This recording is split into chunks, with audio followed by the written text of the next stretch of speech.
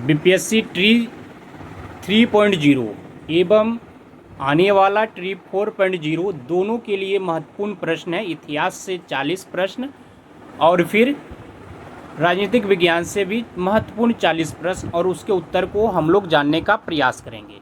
तो इतिहास से पहला प्रश्न है कि 1826 में सर्वप्रथम हड़प्पा के संबंध में किसने उल्लेख किया था? ऑप्शन ए में चार्ल्स मेसन, बी में जॉन मार्शल, सी में है अलेक्जेंडर कनिंघम, डी में उपर्युक्त में से एक से अधिक, या फिर उपर्युक्त में से कोई नहीं।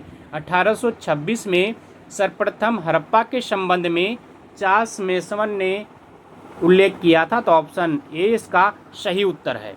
अगला प्रश्न हम लोग देख लेते हैं कि किस हड़प्पा स्थल से लकड़ी को कुरेद कर नाली बनाने का साक्ष्य मिलता है? ऑप्शन ए में है लोथल, बी में है रोपर, सी में कालीबंगन, डी में उपर्युक्त में से एक से अधिक, या फिर उपर्युक्त में से कोई नहीं।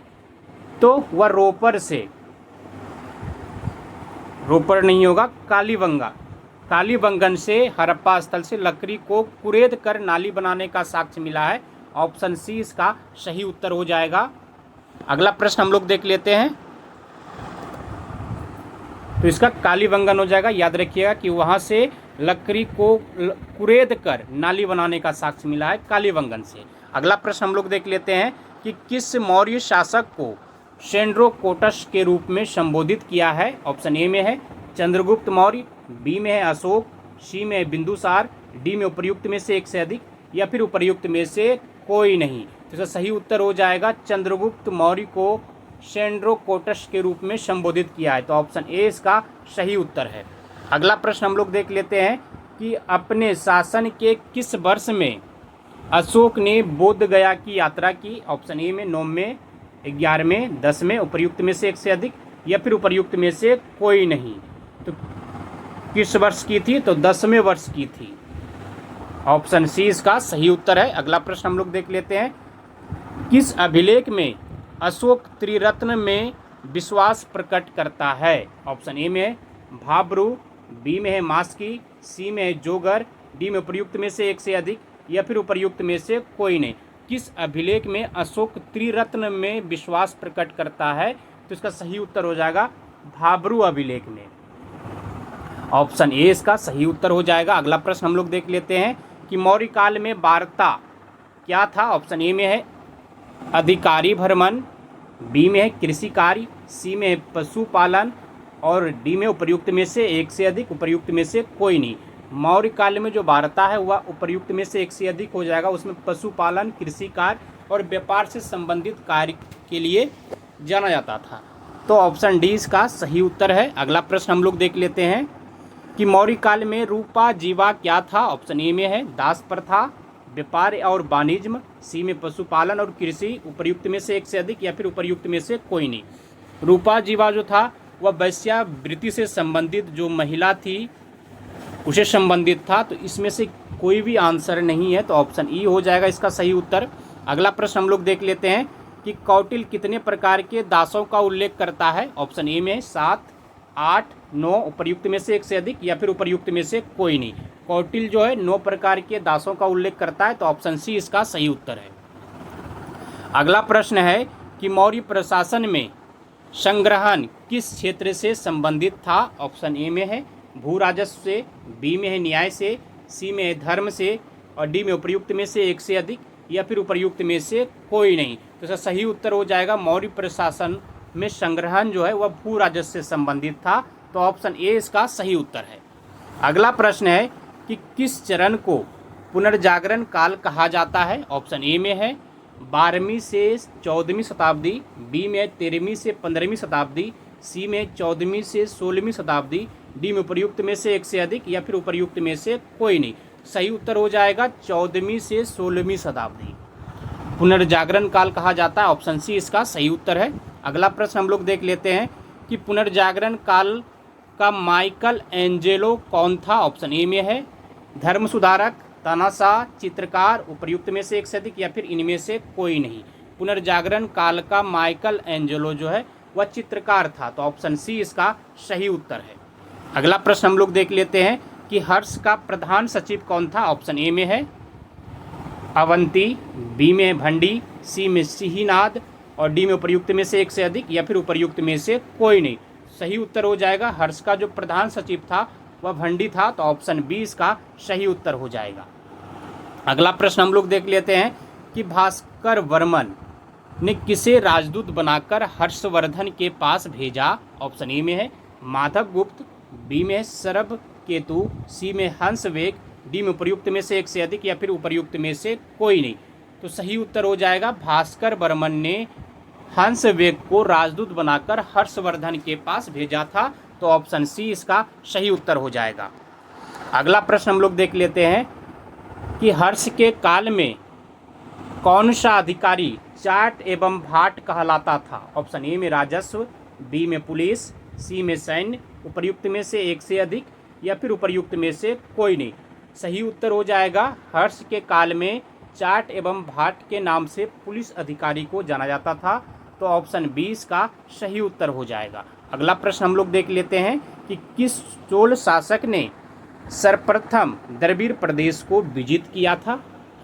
ऑप्शन ए में है राजराज प्रथम, बी में है प्रांतक प्रथम, सी में विजयालय और डी में उपयुक्त में से एक से अधिक या फिर इनमें से कोई नहीं। तो सही उत्तर हो जाएगा राजराज प्रथम ने सर्वप्रथम संपूर्ण द्रविड़ प्रदेश को विजित किया, तो ऑप्शन ए इसका सही उत्तर। अगला प्रश्न है कि किस चोल शासक ने सिंहल नरेश महेंद्र पंचम को पराजित किया था। ऑप्शन ए में है आदित्य प्रथम, बी में है राजेंद्र प्रथम, सी में राजराज प्रथम, डी में उपर्युक्त में से एक से अधिक या फिर इनमें से कोई नहीं। तो सही उत्तर हो जाएगा उपर्युक्त में से एक से अधिक। किस चोल शासक ने सिंहल नरेश महेंद्र पंचम को पराजित किया था, तो राजेंद्र प्रथम और राजराज प्रथम ये दोनों ने। तो उपर्युक्त में से एक से अधिक, ऑप्शन डी इसका सही उत्तर हो जाएगा। अगला प्रश्न हम लोग देख लेते हैं कि फ्लाइंग शटल का आविष्कार किसने किया था। ऑप्शन ए में है आर्कराइट, बी में जॉन के, सी में अब्राहम डार्थी, डी में उपर्युक्त में से एक से अधिक या फिर उपर्युक्त में से कोई नहीं। तो सही उत्तर हो जाएगा फ्लाइंग शटल का आविष्कार जॉन के ने किया था, तो ऑप्शन बी इसका सही उत्तर है। अगला प्रश्न है कि किस वर्ष लिवरपूल और मैनचेस्टर के मध्य जॉर्ज स्टीफेंस ने रेलवे चलाई थी। ऑप्शन ए में है 1826, 1829, 1833, उपर्युक्त में से एक से अधिक या फिर उपर्युक्त में से कोई नहीं। तो इसका सही उत्तर हो जाएगा उपर्युक्त में से कोई नहीं। अब बात आती चलाई कब थी लिवरपूल और मैनचेस्टर के मध्य में जॉर्ज स्टीफन ने, तो 1830 ईस्वी में।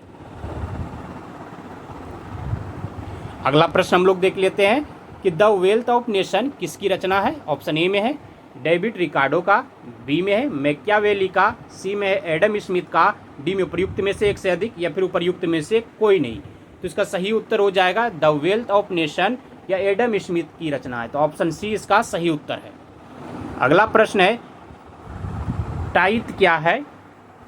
टाइद क्या है। ऑप्शन ए में नमक कर, बी में है कृषि कर, सी में है धार्मिक कर, डी में उपर्युक्त में से एक से अधिक या फिर उपर्युक्त में से कोई नहीं। तो इसका सही उत्तर हो जाएगा टाइड जो है वह धार्मिक कर है, तो ऑप्शन सी इसका सही उत्तर है। अगला प्रश्न है डिस्कोर्स ऑन इनइक्वेलिटी किसने लिखी। सेकेंड डिस्कोर्स, ऑप्शन ए में है मॉन्टेस्क्यू, बी में है रूसो, सी में वॉल्टेयर, उपर्युक्त में से एक से अधिक या फिर उपर्युक्त में से कोई नहीं। तो इसका सही उत्तर हो जाएगा डिस्कोर्स ऑन इनइक्वेलिटी या रूसो ने लिखी है, तो ऑप्शन बी इसका सही उत्तर हो जाएगा। अगला प्रश्न है कि किस द्वीप पर नेपोलियन बोनापार्ट का जन्म हुआ था। ऑप्शन ए में है कॉर्सिका, बी में है एल्वा, सी में है सेंट हेलेना, डी में उपर्युक्त में से एक से अधिक या फिर उपर्युक्त में से कोई नहीं। तो इसका सही उत्तर हो जाएगा कॉर्सिका। कॉर्सिका द्वीप पर नेपोलियन बोनापार्ट का जन्म हुआ था, तो ऑप्शन ए इसका सही उत्तर है।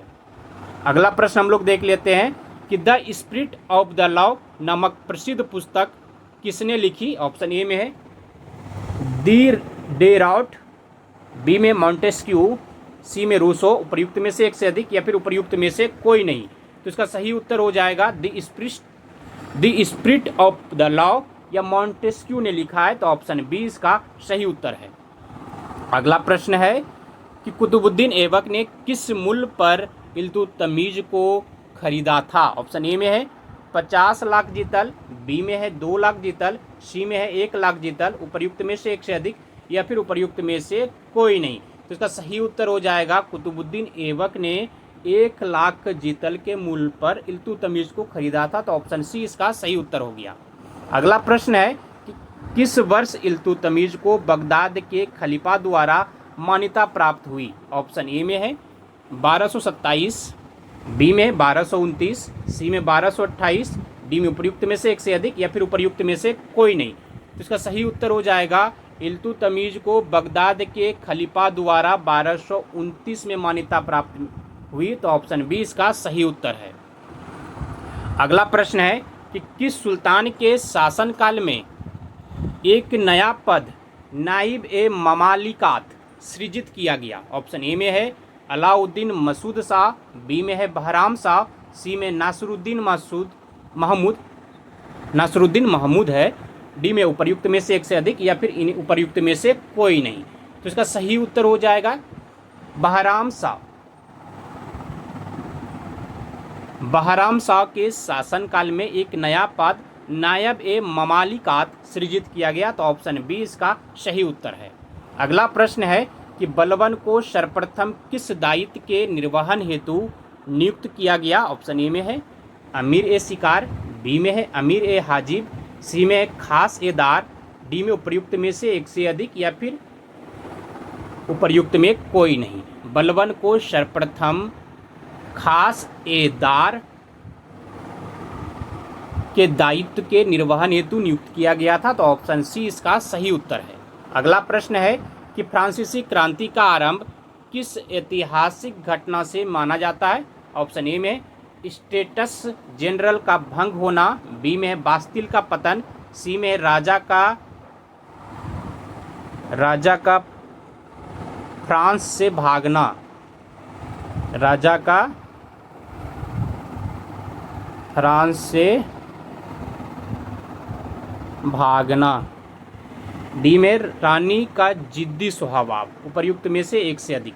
फ्रांसीसी क्रांति का आरंभ किस ऐतिहासिक घटना से माना जाता है। तो इसका सही उत्तर हो जाएगा बास्तिल का पतन। तो ऑप्शन बी इसका सही उत्तर है। अगला प्रश्न हम लोग देख लेते हैं कि 18वीं सदी में फ्रांस में किसानों से कौन से कार्य नहीं करवाए जाते थे। ऑप्शन ए में है कुलीन वर्ग की सेवा करना, बी में है स्कूली शिक्षक के रूप में सेवा करना, सी में कुलीन वर्ग के घरों और खेतों में काम करना, डी में है सड़कों के निर्माण में सहयोग करना, उपर्युक्त में से एक से अधिक। कौन सा सही हो जाएगा। ऑप्शन बी स्कूली शिक्षक के रूप में सेवा करना। अगला प्रश्न हम लोग देख लेते हैं कि राष्ट्रीय सभा ने संविधान तैयार किया, कब किया। 1789 में, 1799 में, सी में 1791 में, डी में 1792 में, उपर्युक्त में से कोई नहीं। इसका सही उत्तर हो जाएगा राष्ट्रीय सभा ने संविधान तैयार किया 1791 में। तो ऑप्शन सी इसका सही उत्तर है। अगला प्रश्न है कि पादरी किस स्टेट्स के अंतर्गत शामिल था। ऑप्शन ए में प्रथम, द्वितीय, तृतीय, चतुर्थ, उपर्युक्त में से कोई नहीं। तो इसका सही उत्तर हो जाएगा पादरी जो है वह प्रथम स्टेट में अंतर्गत आता है। तो ऑप्शन ए इसका सही उत्तर हो जाएगा। अगला प्रश्न हम लोग देख लेते हैं कि तृतीय स्टेट में इनमें से कौन सा वर्ग शामिल नहीं है। ऑप्शन ए में है अदालती कर्मचारी, बड़े व्यवसायी, किसान, कुलीन वर्ग, उपर्युक्त में से कोई नहीं। तो इसका सही उत्तर हो जाएगा कुलीन वर्ग शामिल नहीं है तृतीय स्टेट में, बाकी तीनों तृतीय स्टेट में। तो ऑप्शन डी इसका सही उत्तर हो जाएगा। अगला प्रश्न है रूसी बोल्शेविक पार्टी का नेता कौन था। ऑप्शन ए में लेनिन, मार्क्स, मक्सिम गोबी, जॉर्ज बुश, उपर्युक्त में से कोई नहीं। तो इसका सही उत्तर हो जाएगा रूसी बोल्शेविक पार्टी का नेता लेनिन था। तो ऑप्शन ए इसका सही उत्तर है। अगला प्रश्न है कि पादरी किस स्टेट के अंतर्गत शामिल था। ऑप्शन ए में है प्रथम, द्वितीय, तृतीय, चतुर्थ, इसमें से कोई नहीं। अभी हम लोगों ने देखा भी प्रथम स्टेट में था। तो ऑप्शन ए इसका सही उत्तर है। अगला प्रश्न है कि 19वीं सदी के पूर्वार्ध के यूरोप के बारे में निम्नलिखित में से कौन सा आर्थिक परिवर्तन सत्य नहीं है। ऑप्शन ए में नए शहरों की बढ़ोतरी, बी में नए औद्योगिक क्षेत्रों का विकास, सी में वायु मार्गों का विस्तार, डी में औद्योगिक क्रांति। उपर्युक्त में से कोई नहीं। तो इसका सही उत्तर हो जाएगा वायु मार्गों का विस्तार, डी। अगला प्रश्न है, फ्रांसीसी समाज में कितने प्रतिशत जनसंख्या किसानों की थी? ऑप्शन ए में है 45%, 60%, 75%, 90%। उपयुक्त में से कोई नहीं। तो इसका सही उत्तर हो जाएगा फ्रांसीसी समाज में 90% जनसंख्या किसानों की थी। तो ऑप्शन डी इसका सही उत्तर है। अगला प्रश्न है कि रूस में अक्टूबर 1917 की क्रांति के लिए कौन सी तारीख तय की गई थी? ऑप्शन ए में है 20 अक्टूबर, 22 अक्टूबर, 23 अक्टूबर, 24 अक्टूबर। उपर्युक्त में से कोई नहीं। तो इसका सही उत्तर हो जाएगा 24 अक्टूबर की तारीख तय की गई थी रूस में क्रांति के लिए। ऑप्शन डी सही है। अगला प्रश्न है, इनमें से किसे राज्य को दिया जाने वाला कार्य है देने से छूट था? ऑप्शन ए में है पादरी, बड़े व्यवसायी, वकील, छोटे। उपर्युक्त में से कोई नहीं। सही उत्तर हो जाएगा तो पादरी। राज्य को दिया जाने वाला कर में पादरी को छूट था। ऑप्शन ए इसका सही उत्तर हो जाएगा। अगला प्रश्न है कि मई 1945 में अमेरिका ने जापान के किन शहरों पर परमाणु बम गिराए? ऑप्शन ए में है ओसाका और क्योटो, बी में है हिरोशिमा और नागासाकी, सी में टोक्यो और कोए, और इनमें से कोई नहीं।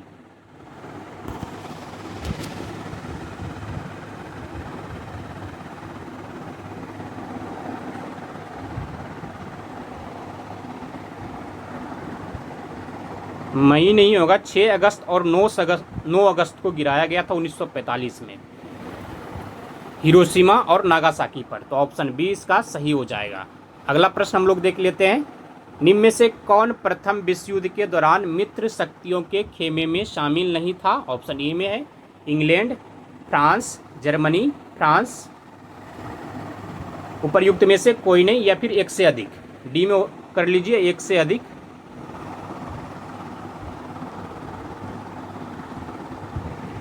तो इसका सही उत्तर हो जाएगा ऑप्शन सी जर्मनी। प्रथम विश्व युद्ध के दौरान मित्र शक्तियों के खेमे में शामिल नहीं था जर्मनी। अगला प्रश्न हम लोग देख लेते हैं, फ्रांस की क्रांति कब हुई? ऑप्शन ए में है 1689, 1789, 1889, 1943। उपर्युक्त में से कोई नहीं। फ्रांस की क्रांति 1789 में हुई थी। तो ऑप्शन बी इसका सही उत्तर है। अब हम लोग राजनीतिक विज्ञान से 40 महत्वपूर्ण प्रश्न और उसके उत्तर को जानने का प्रयास करेंगे। पहला प्रश्न है कि 1980 में किस देश ने श्वेत अल्पसंख्यक शासन से स्वतंत्रता प्राप्त की? ऑप्शन ए में जिम्बाब्वे, बेल्जियम, फिजी। उपर्युक्त में से एक से अधिक, या फिर उपर्युक्त में से कोई नहीं। तो इसका सही उत्तर हो जाएगा 1980 में जिम्बाब्वे देश ने श्वेत अल्पसंख्यक शासन से स्वतंत्रता प्राप्त की थी। तो ऑप्शन ए इसका सही उत्तर है। अगला प्रश्न है कि प्रजातंत्र के विरुद्ध कौन सा वैध तर्क नहीं है? ऑप्शन ए में है यह अस्थिरता की ओर ले जाता है, बी में है यह भ्रष्टाचार की ओर ले जाता है, इससे देरी होती है। उपर्युक्त में से एक से अधिक, या फिर उपर्युक्त में से कोई नहीं। प्रजातंत्र के विरोध कौन सा वैध तर्क नहीं है? तो इसका सही उत्तर हो जाएगा ऑप्शन ई उपर्युक्त में से कोई नहीं। अगला प्रश्न हम लोग देख लेते हैं कि कौन सा देश सार्वभौमिक वयस्क मताधिकार का अनुसरण नहीं करता है? ऑप्शन ए में है एस्टोनिया, बी में सऊदी अरब, सी में फिजी, डी में उपर्युक्त में से एक से अधिक, या फिर उपर्युक्त में से कोई नहीं। तो इसका सही उत्तर हो जाएगा कौन सा देश सार्वभौमिक वयस्क मताधिकार का अनुसरण नहीं करता है? तो उपर्युक्त में से एक से अधिक हो जाएगा। अगला प्रश्न हम लोग देख लेते हैं, संविधान सभा की प्रथम बैठक की अध्यक्षता किसने की? ऑप्शन ए में है जवाहरलाल नेहरू, बी में डॉक्टर राजेंद्र प्रसाद, सी में सच्चिदानंद सिन्हा, डी में उपर्युक्त में से एक से अधिक, या फिर उपर्युक्त में से कोई नहीं। संविधान सभा की प्रथम बैठक 9 दिसंबर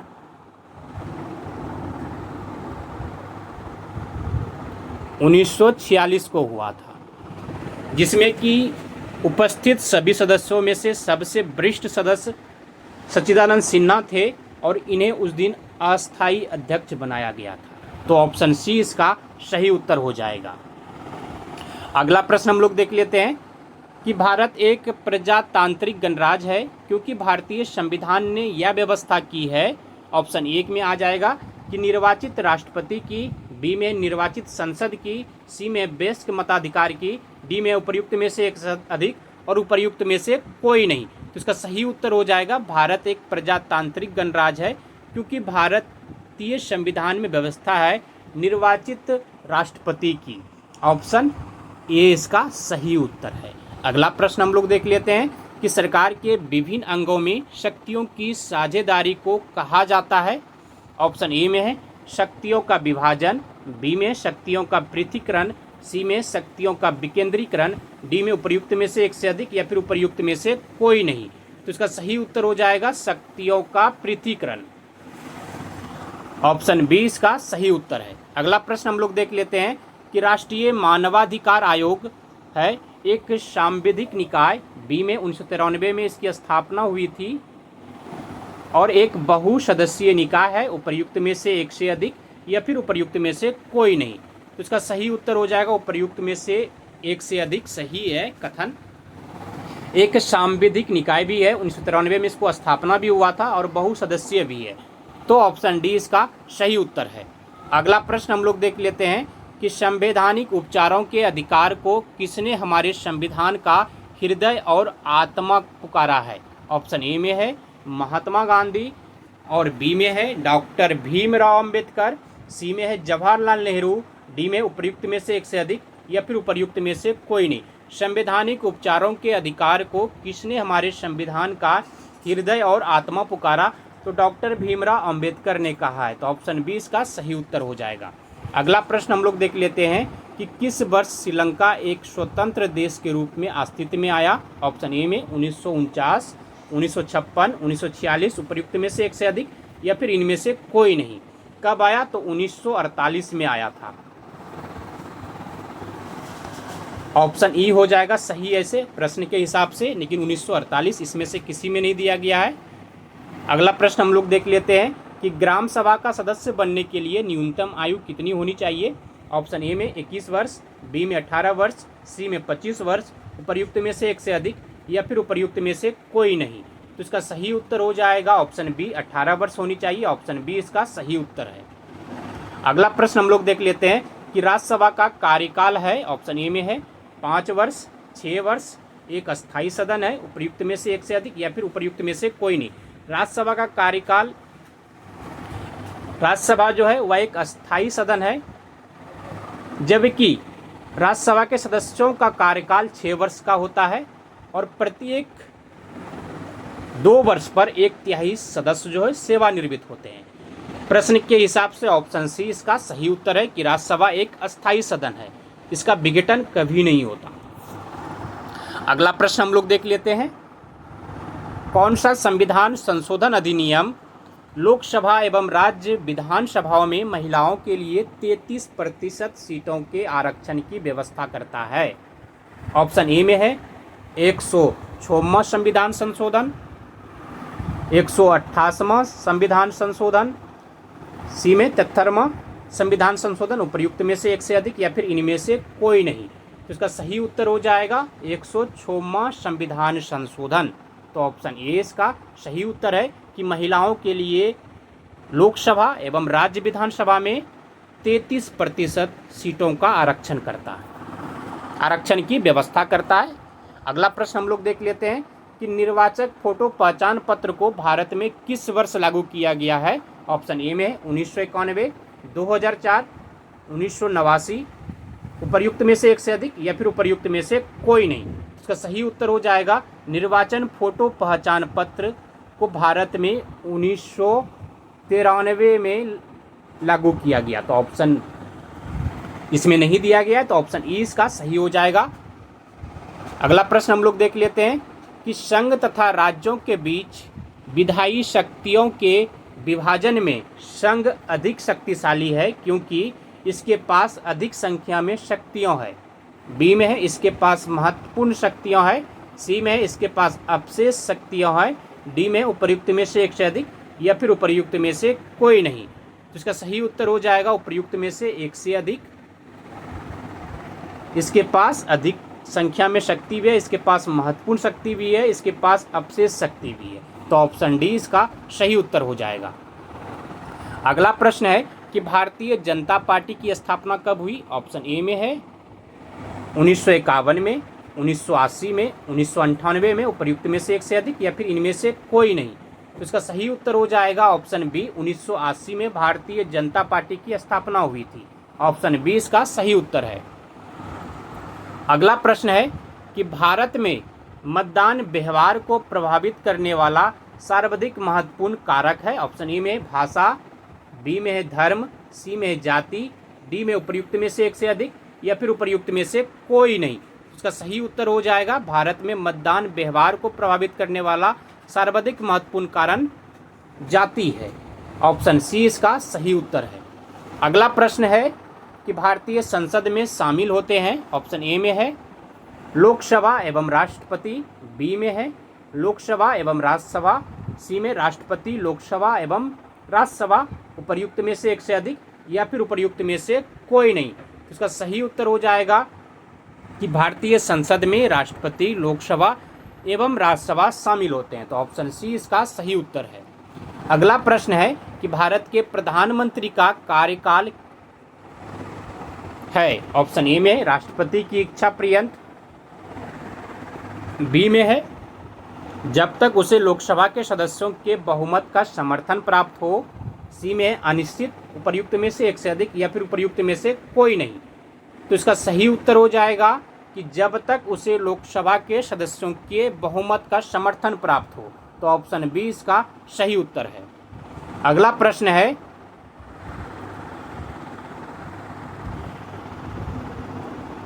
भारतीय संविधान का कौन सा अनुच्छेद यह व्यवस्था करता है कि निर्वाचनों का अधीक्षण, निर्देशन और नियंत्रण निर्वाचन आयोग में निहित है। ऑप्शन ए में 324, बी में 289, सी में 329, उपर्युक्त में से एक से अधिक या फिर उपर्युक्त में से कोई नहीं।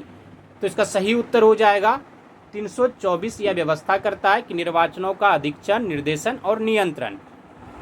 ऑप्शन ए इसका सही उत्तर हो जाएगा। अगला प्रश्न हम लोग देखते हैं कि निम्नलिखित में से कौन से राज्य समूह में प्रत्येक राज्य की लोकसभा निर्वाचन क्षेत्रों की संख्या 40 से अधिक है। ऑप्शन ए में है उत्तर प्रदेश, महाराष्ट्र, बिहार, बी में उत्तर प्रदेश, महाराष्ट्र, पश्चिम बंगाल, सी में उत्तर प्रदेश, महाराष्ट्र और तमिलनाडु, उपर्युक्त में से एक से अधिक या फिर उपर्युक्त में से कोई नहीं।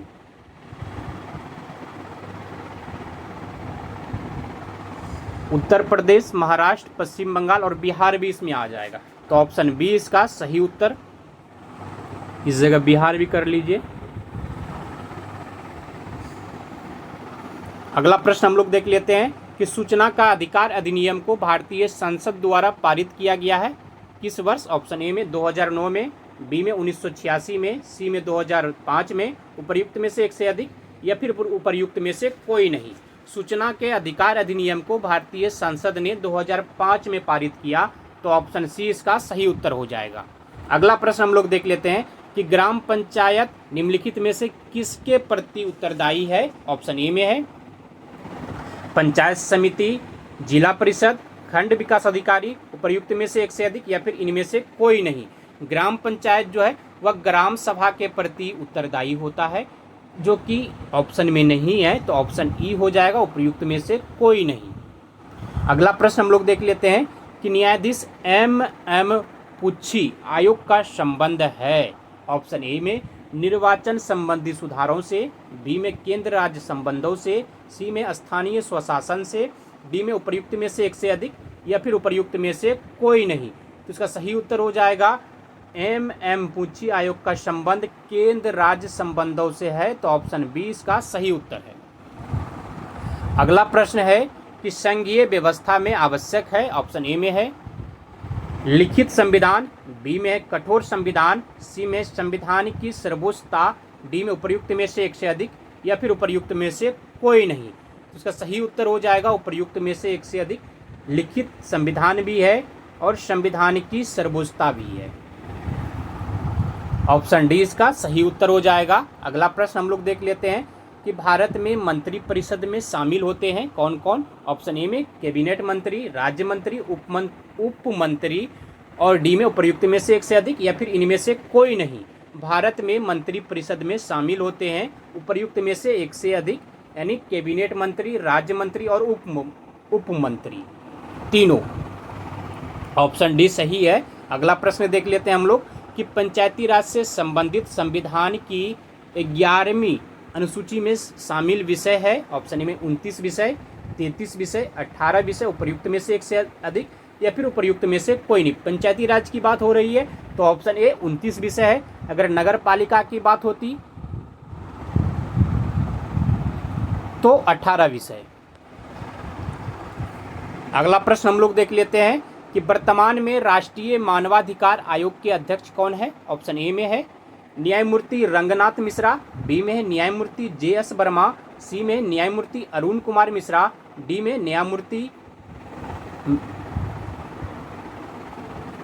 उपर्युक्त में से एक से अधिक, या फिर उपर्युक्त में से कोई नहीं।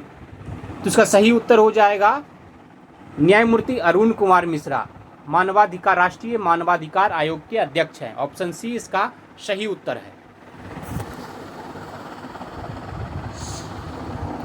हम लोग अगला प्रश्न देख लेते हैं। जब विधायिका का सामान्य कार्यकाल समाप्त होने से पूर्व चुनाव होता है तो उसे कहा जाता है। ऑप्शन ए में है मध्य अवधि चुनाव, बी में है उपचुनाव, सी में है आम चुनाव, डी में उपर्युक्त में से एक से अधिक, या फिर उपर्युक्त में से कोई नहीं। तो इसका सही उत्तर हो जाएगा ऑप्शन ए मध्य अवधि चुनाव। ऑप्शन ए इसका सही उत्तर है।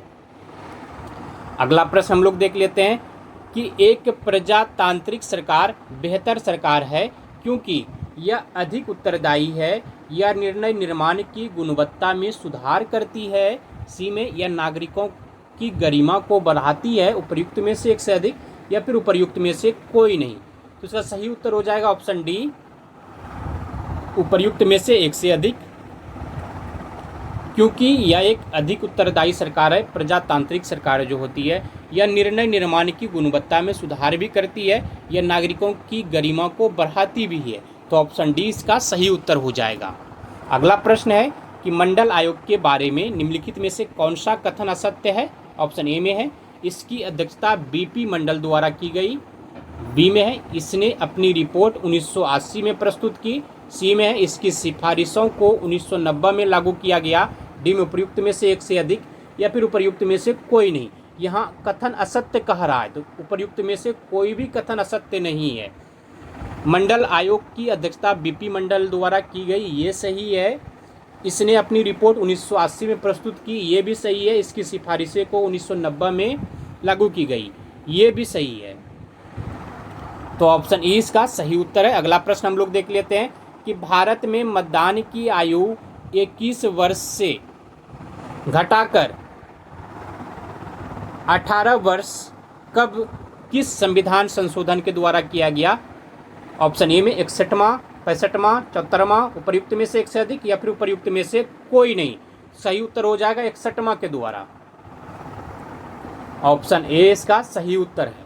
अगला प्रश्न हम लोग देख लेते हैं कि भारत का निर्वाचन आयोग है। ऑप्शन ए में है एक स्वायत्त निकाय है, बी में एक संवैधानिक निकाय है, सी में यह 25 जनवरी 1950 को स्थापित किया गया, और डी में उपर्युक्त में से एक से अधिक, या फिर इसमें से कोई नहीं।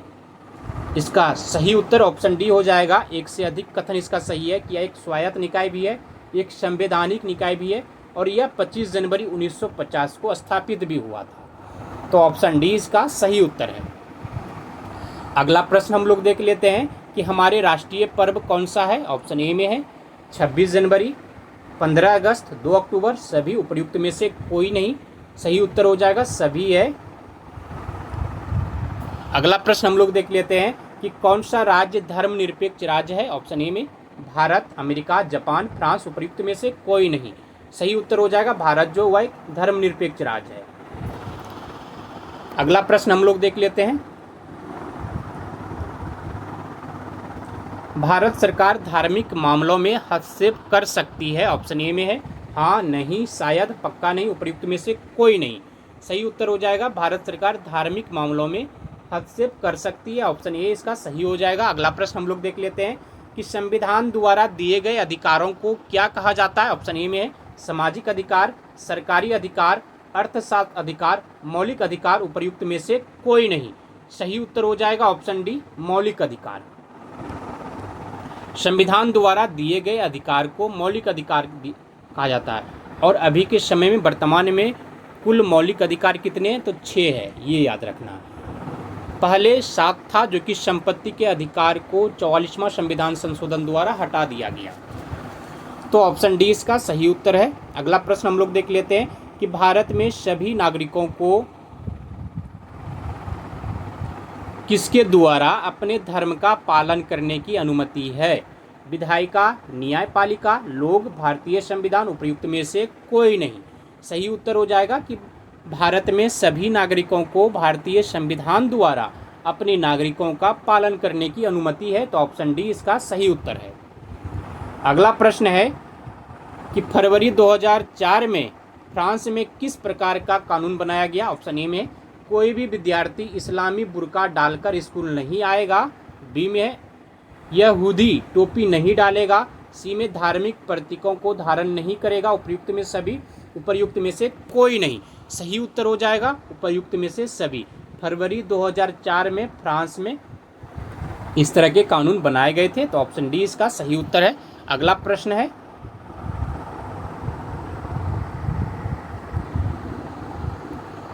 इनमें से कौन कई ऊंची जातियों हैं जो निचली जाति के साथ भेदभाव करती है। ऑप्शन ए में जैन धर्म, यहूदी, पारसी, हिंदू, उपर्युक्त में से कोई नहीं। सही उत्तर हो जाएगा